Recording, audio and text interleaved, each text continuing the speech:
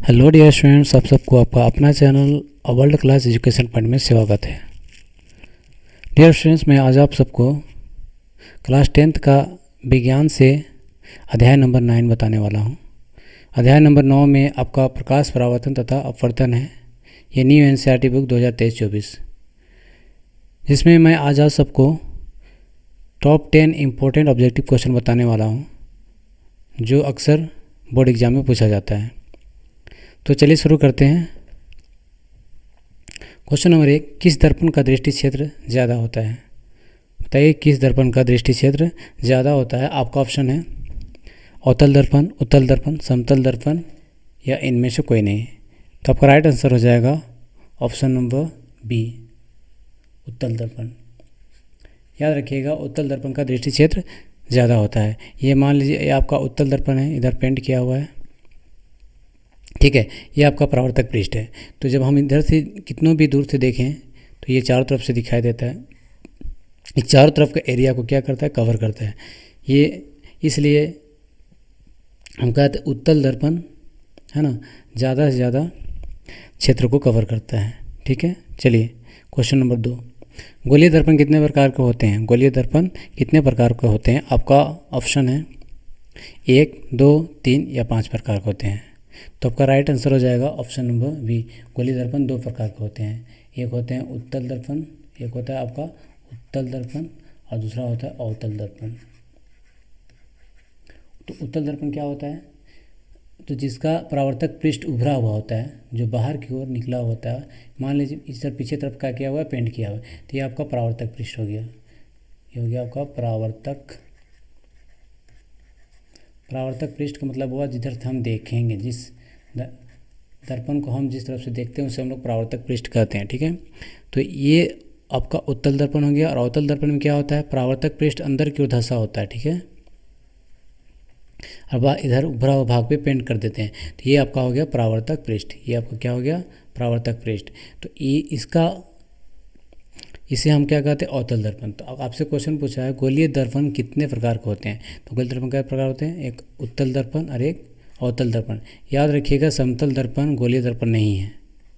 समतल दर्पण जो है वो आपका गोलीय दर्पण नहीं है, ठीक है। याद रखिएगा, ये गोलीय दर्पण नहीं है।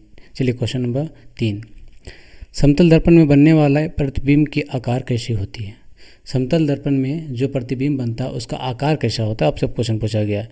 आपका ऑप्शन है वस्तु से छोटा, वस्तु से बड़ा, वस्तु के बराबर या इनमें से कोई नहीं। बताइए, ये समतल दर्पण है। तो इसमें जो मान लीजिए यहाँ पे एक वस्तु रखा हुआ, ठीक है। तो ये आपका हो गया बिंब, ठीक है, या वस्तु है, ठीक है। ये आपका वस्तु है। तो ये इसके अंदर जो हमें दिखाई देगा उसे हम क्या कहते हैं? प्रतिबिंब। तो मान लीजिए ये हमें अंदर की ओर दिखाई देता है आईने के अंदर, है ना, इधर पेंट किया हुआ है। तो ये आपका दर्पण हो गया। समतल दर्पण के सामने एक वस्तु रखा हुआ है, ठीक है। तो इसका जो प्रतिबिंब है उसका आकार कैसा होगा? तो आपका राइट आंसर होगा ऑप्शन नंबर सी, वस्तु के बराबर होगा। यहाँ जितना बड़ा होगा वस्तु उतना ही बड़ा इसका प्रतिबिंब भी होगा, ठीक है। समतल दर्पण में हमेशा वस्तु के बराबर ही प्रतिबिंब बनता है, ठीक है। चलिए क्वेश्चन नंबर 4 देखते हैं। समतल दर्पण में बनने वाले प्रतिबिंब की प्रकृति कैसी होती है? प्रकृति कैसी होती है, किस टाइप का होती है, ठीक है। तो देखिए, आपका ऑप्शन है सीधा एवं आभासी, उल्टा एवं आभासी, सीधा एवं काल्पनिक, उल्टा एवं काल्पनिक। क्वेश्चन पूछा समतल दर्पण में, है ना। तो आपका राइट आंसर हो जाएगा ऑप्शन नंबर ए, सीधा एवं आभासी।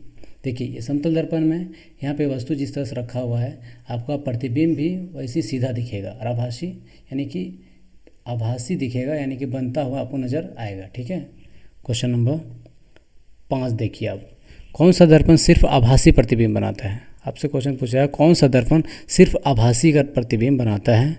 तो आपका ऑप्शन है अवतल दर्पण, उत्तल दर्पण, समतल दर्पण या इनमें से कोई नहीं।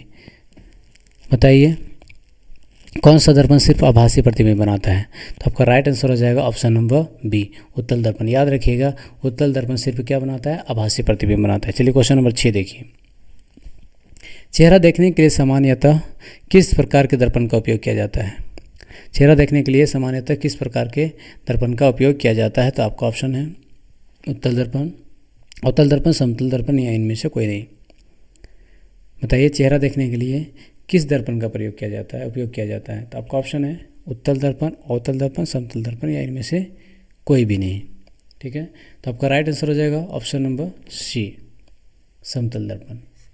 हम सब अपने चेहरे देखने के लिए समतल दर्पण का इस्तेमाल करते हैं। ठीक है, क्वेश्चन नंबर 7 देखिए, वैसा दर्पण जो बीम का हमेशा काल्पनिक, सीधा तथा बराबर प्रतिबिंब बनाता है वो कौन सा दर्पण है। आपका ऑप्शन है उत्तल दर्पण, अवतल दर्पण, समतल दर्पण या इनमें से कोई नहीं। तो आपका राइट आंसर हो जाएगा ऑप्शन नंबर बी नहीं, ऑप्शन नंबर सी होगा। ठीक है, समतल दर्पण हमेशा काल्पनिक, सीधा और बराबर प्रतिबिंब बनाता है। ठीक है, चलिए क्वेश्चन नंबर 8 देखिए, मोटर चालक के सामने कौन सा दर्पण लगा रहता है। बताइए मोटर चालक के सामने कौन सा दर्पण लगा रहता है। आपका ऑप्शन है उत्तल दर्पण, अवतल दर्पण, समतल दर्पण या इनमें से कोई नहीं है। मोटर चालक के सामने कौन सा दर्पण लगा रहता है। आपका ऑप्शन है उत्तल दर्पण, अवतल दर्पण, समतल दर्पण या इनमें से कोई नहीं है। तो आपका राइट आंसर हो जाएगा ऑप्शन नंबर ए, उत्तल दर्पण। देखिए कोई भी एक गाड़ी होता है, ठीक है, मान लीजिए आपका ये कार है,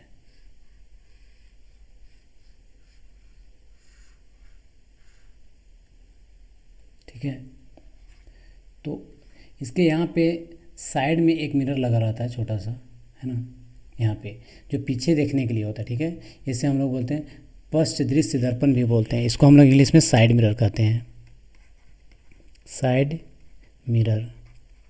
जो पीछे से आती हुई गाड़ियों को हम देखते हैं, तो यहाँ जो दर्पण लगा हुआ है इसमें कौन सा दर्पण का इस्तेमाल किया जाता है, ये पूछा आपसे, है ना। तो मोटर चालक के सामने पीछे देखने के लिए कौन सा दर्पण लगा रहता है, तो उत्तल दर्पण। उत्तल दर्पण क्यों लगाते हैं, क्योंकि इसका दृष्टि क्षेत्र बहुत ज़्यादा होता है। दृष्टि क्षेत्र ज़्यादा होता है यानी कि पीछे के आते हुए हर गाड़ियों को ये देख सकते हैं। ठीक है, बड़ा बड़ा ट्रक होते हैं, बड़ा बड़ा बस होते हैं, इसको छोटा सा दर्पण में दिखाई देता है। ठीक है, क्योंकि इसका दृष्टि क्षेत्र क्या होता है, ज़्यादा होता है, इसलिए मोटर चालक के सामने उत्तल दर्पण का उपयोग किया जाता है। ठीक है, चलिए क्वेश्चन नंबर 9 देखिए, सौर भट्टियों में कौन सा दर्पण का उपयोग किया जाता है। बताइए सौर भट्टियों में कौन सा दर्पण का उपयोग किया जाता है। आपका ऑप्शन है उत्तल दर्पण, अवतल दर्पण, समतल दर्पण या इनमें से कोई नहीं।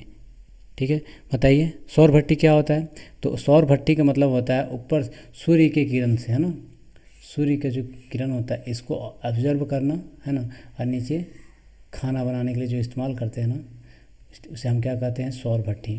तो सौर भट्टी में कौन सा दर्पण का उपयोग किया जाता है। आपका राइट आंसर हो जाएगा ऑप्शन नंबर बी, अवतल दर्पण। अवतल दर्पण क्यों करते हैं, देखिए अवतल दर्पण जब हम इस्तेमाल करेंगे, ठीक है, तो सूर्य के प्रकाश कहीं से भी आके यहाँ टकराएगा, है ना, अवतल दर्पण पे, तो क्या होगा, ये एक जगह फोकस करेगा सबको। ठीक है, सबको क्या करेगा, एक ही जगह फोकस करा देगा। ठीक है, और इससे हम लोग क्या करते हैं, जुड़ा होता है नीचे, है ना, भट्टी में, और इससे क्या होता है, यहाँ गर्म होता है, इससे हम लोग खाना बनाते हैं। ठीक है, तो सौर भट्टी में याद रखिएगा अवतल दर्पण का उपयोग किया जाता है। क्वेश्चन नंबर 10 देखिए, दाढ़ी बनाने के लिए किस दर्पण का उपयोग किया जाता है। दाढ़ी बनाने के लिए किस दर्पण का उपयोग किया जाता है। आपका ऑप्शन है उत्तल दर्पण, अवतल दर्पण, समतल दर्पण या समतल और अवतल दोनों दर्पण का।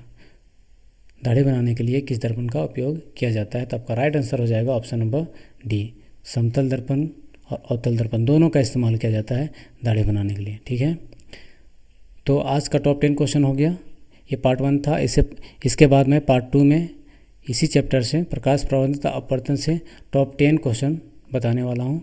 तो अगर आपने हमारे चैनल को सब्सक्राइब नहीं किया है तो आप सबसे पहले चैनल को सब्सक्राइब कर लें, है ना, और अपने दोस्तों से शेयर भी करें।